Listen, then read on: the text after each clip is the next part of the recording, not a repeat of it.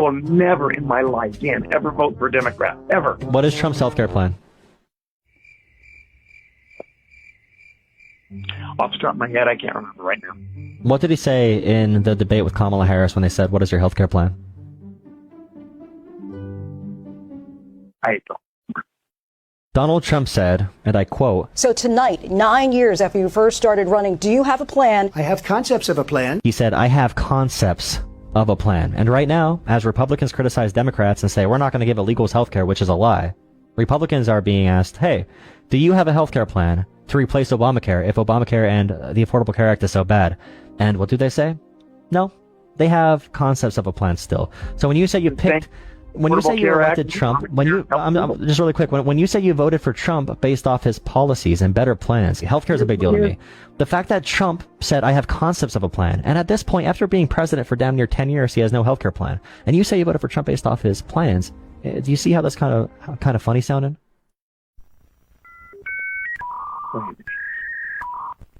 Okay. It takes a while to get through the... Right now, he can't even get the budget put on because the Democrats are stopping it. So he doesn't have an idea of what healthcare can even look like. Even running for president. He was running for president for like 4 years. He was banned from Twitter, so he had no time to tweet. So we're done. Wow. A few moments later. Well, let me just preface by apologizing to viewers for my past MAGA activism and my support of Donald Trump. When Trump ran, I fell for the lies that he would drain the swamp and would root out corruption. And he was correct in pointing out the graft and the fraud and the abuse. But what he has done is he has continued to enrich himself and his own family at the expense of the American people. I realized that Trump was lying and that I had allowed myself to believe these lies, which eventually led to my leaving of MAGA.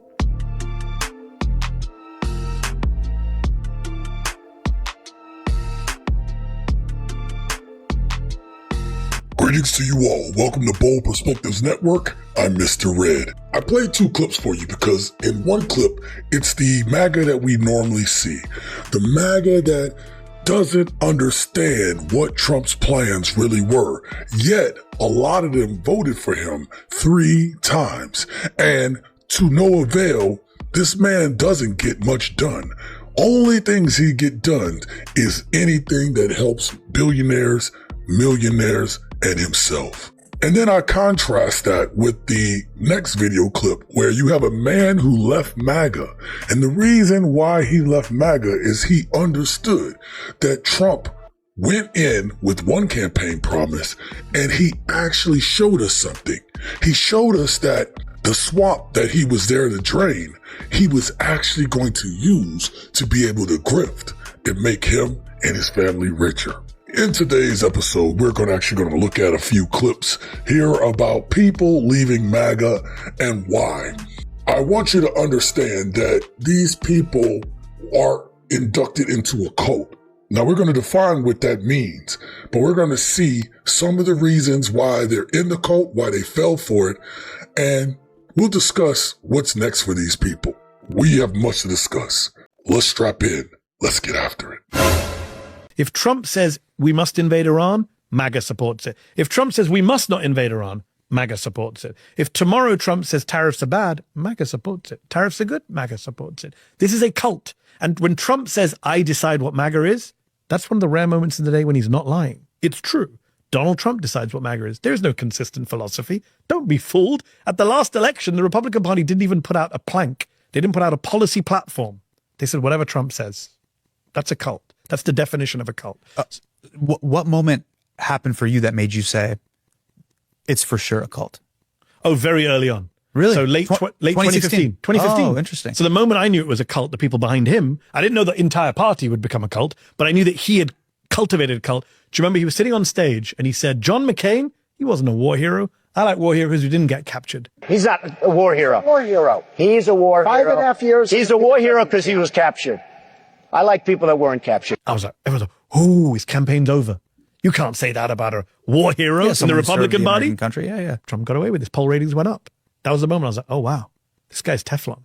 Now, for anybody else saying that a Vietnam veteran, a POW, isn't a real war hero because he got captured, yet this man has dodged service multiple times. He has never served in the military, yet he has the nerve to talk about a POW.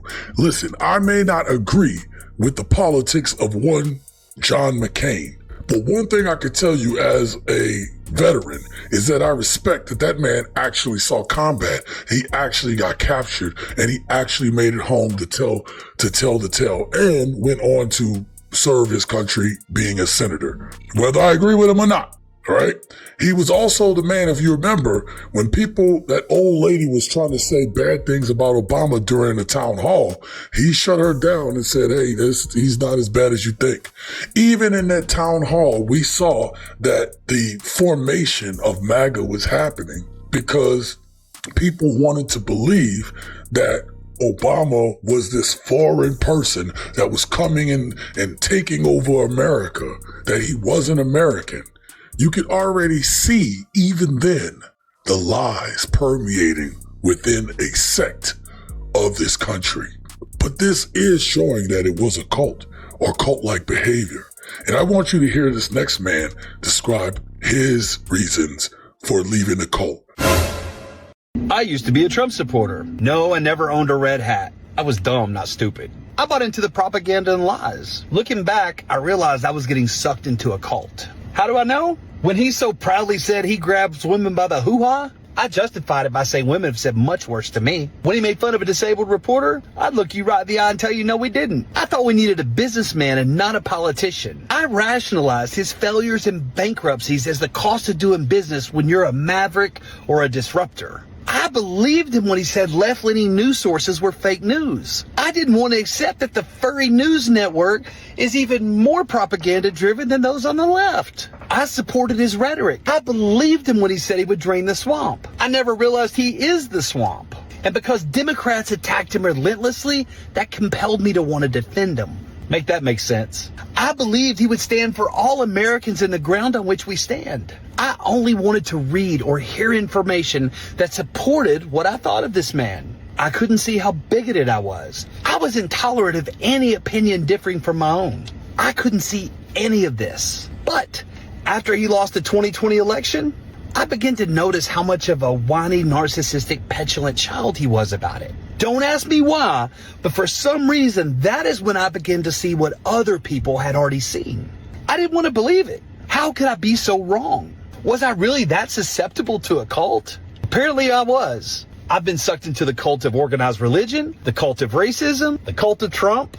I still know people who can't leave that cult. I know people who are so invested in this that no matter how bad it gets, they're always going to believe because their pride and ego will not let them be wrong. And while it's so easy to want to blame all the craziness in this country on the people that voted for the man, I don't think that's doing any of us any good. Leaving MAGA is a real thing, and I don't think attacking or criticizing people who finally come to the light is going to do us or this country any good. Don't get me wrong, I troll MAGA every chance I get. It's like shooting fish in a barrel, and I enjoy it. Real talk, when somebody finally sees the light, as it took me a long time to do, sometimes we need to extend them just a little bit of grace and mercy. I think it's the only way we're going to overcome all the craziness in politics for the last 2 decades. Now, this man gave compelling reasons for everything about why he was a part of MAGA. But this is something that we all know. We all understand that MAGA was a cult. We all knew that he didn't come in to try to drain the swamp. We understood that he was a part of the swamp creatures. We understood that this man was a narcissist. We understood that this man wasn't intelligent. I mean, people voted for Trump 3 times and he told people to drink bleach. Just go ahead and swish that shit around your mouth, wash it, inject that shit up your ass. Yeah, that's what Trump told y'all to do. Everybody who's knowledgeable about anything, Trump gets rid of those people. Whenever you ask Trump about a subject, he says he knows everything about a subject. And you all didn't think that there was a problem with this? But to me, as a black man, the thing that troubles me the most is that you all didn't have a problem with the racism, with the hate, with the rhetoric against black and brown people and people who don't look like you. You all doubled down on that. Oh, he's not racist. You all convinced yourself that this shit didn't exist. And where some people might say, well, you got to extend and give us grace because we thought he was going to be a businessman and a maverick, but the racism didn't get to you. The fact that this dude was talking about grabbing women by the pee, or for people who are Republican diehard, won't vote for a Democrat ever, never Democrats. You all didn't think it was a problem when he said bad things about our veterans, where he talks about being pro-veterans, but at the same time, his administration is looking to slash veteran programs. And 60% of veterans voted for this man. But let's get back to the thing, the racism. He put some people who are openly racist in his cabinet. That's a problem. And I don't want to hear about this. You got to give us some grace. Because until America deals with its racist past, we'll never get past this shit. And we can never forgive for that, at least if you're black or brown. They are still executing people out in the streets. And Trump administration isn't any different. No, they're worse. They're not saying anything about it. People are getting executed by ICE and they're like, no, we're not going to pull back these ICE agents. That's not our problem that people are getting executed. It's not our problem that we are allowing people into ICE that aren't qualified for government positions. It's hard for black people to get past the fact that people were too obtuse to see that this man not only didn't drain the swamp, he's the swamp thing. Do you still think Trump cares about America? I don't even know what to say at this point. I really don't. I think he is disconnected from the people in the United States that matter. I do. The people that need help, the people that need help with groceries, the people that need help with gas, the people that need better housing, that need better insurance. Why is he not helping us? Why is he not helping us? He never cared. He grifted you. He gave you all of these promises and then never delivered because the ultimate goal was to pillage his own people. He is stealing from us every day, and he lied to you. And now all of those lies are like seeping in, and you're realizing like, oh shit, he doesn't care about us. He never did. You're now famous for talking politics with your parents. Has this been a moment where they've seen the system be broken and it affect them personally? And has that led to any change in thought? 100%. Like Chad's calling my mom a socialist at this point because she has experienced firsthand Medicare literally kicking them out of the hospital. He wasn't ready to go. And they said, get the fuck out. You know, I looked at my mom and I said, like all of these expenses, you know, that you're able to cover, there are people in this country that can't do that. What do you think happens? They fucking die. She is 100% on board now with universal health care. She thinks everyone should get it. It took this personal exchange for my mom to kind of like wake up. And so I think she's becoming more liberal minded just based on her experience in the healthcare system. She hasn't literally uttered the words that like Donald Trump isn't my president or like I'm not MAGA anymore. She hasn't said it, but she's certainly like she's almost there. Like we're tiptoeing around it at this point. It took for Trump to screw people over. It took for prices to rise. It took for gas prices to rise. It took for them to see lies. It took for them to lose their health care, which really isn't going to go into effect until another year from now, right? They scheduled it where a lot of the bigger cuts are going to come after the midterms. Ain't that some shit? Republicans strategically waited until after the midterms. So that way when the cuts go away, they can blame Democrats for it, even though they did it a part of the big, beautiful bill. Anyway, I digress. It's funny to me to see people who are seeing the light now when it comes to MAGA, but they only saw it because it affected them. And I think about what that old lady said. She said, why is he looking out for the little people, right? See, they thought that they weren't a part of the little people. They thought that Everybody else, the black and the brown people and the immigrants and the people that don't look like me and the people that I don't like are going to suffer. This is who he's going after. And us red-blooded white Americans are going to be fine. But they don't realize that they are the people who are the welfare recipients. These red states are the welfare states who are receiving all of these benefits. Now they're realizing that the chickens have come home to roost. Who made this video? Who made this video? Yeah, I'm tripping. Check this video out. I am not MAGA. I am the person who existed before. I am not the MAGA identity. My name is Tom. I was MAGA for 10 years. Hi, Tom.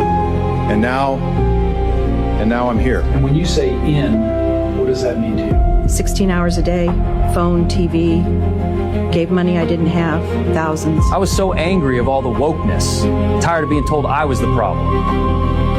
And I fell for the bullshitter. At least he was angry too. The version of you that was inside MAGA, it's not who you are. The authentic self is still here. We're going to bring him or her back into the circle. I really thought he was going to make things better. I'm broke as fuck. Everything is expensive. Before the hat, before the rallies, you're somewhere safe. What do you smell? My mother's kitchen. I voted because my friends did, that's it. I almost went to Washington that day. I don't recognize myself anymore. My family stopped talking to me.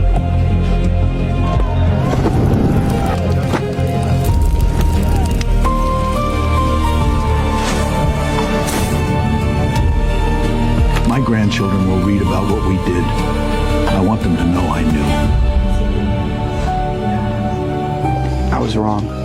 I hope you can forgive me. I'm sorry for the pain I caused. I hope we can start over. I'm so sorry.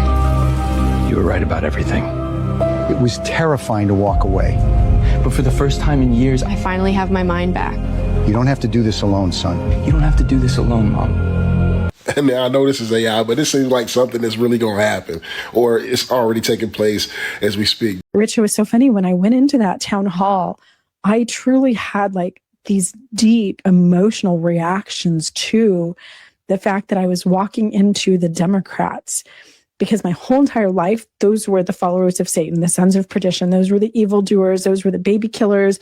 Those were, the liberals and the gay people and all that stuff, the feminists, the feminazis, Rush Limbaugh used to call them, who felt really conflicted walking into this group. Sitting in that town hall that night, I realized, oh, these are my people. And just the compare and contrast from some of the Trump stuff that I've been to, which is, like you say, like all the enemies and fight against this and fight against that. It was so just loving and supportive and tolerant of everybody. There was no enemy. We never talked about an enemy. It was what issues need to be addressed. What do you guys want us to hear? What can we take back to Washington with this? And so much compassion and respect for other people. Some people come to realize that people on the left are actually looking at policies. This is what we've been talking about from the beginning. But the people who were a part of the Trump cult, the Trump coalition, all they worried about was the rhetoric. You see, we clearly see that the people that are on the right, MAGA, whoever supported this man, the only thing they could think about was those people, the people that are getting my benefits. And they see a declining America. And instead of saying, hey, why isn't the people that I elect passing laws that are going to help all Americans? Why are these people not helping everyone, helping America to be great, right? It's supposed to be make America great. Why don't they make America great? And I intend to show you in upcoming videos how bad Republican politics are. When you go to those rallies, when you listen to those people, the only thing they talk about is their feelings. All they talk about is who's doing them wrong. There's an enemy, and that enemy is everyone who, again, isn't black or brown. These people openly spout racism, and yet you have people who are like, yeah, this is the party for me, while listening to them actually openly discuss racism. You can't tell me that that's a person who should be leading a country. a country with diverse people from different walks of life and different backgrounds. And this is what we knew on the left the whole time. But the thing that we couldn't get across to MAGA. Stay vigilant, stay engaged, stay revolutionary.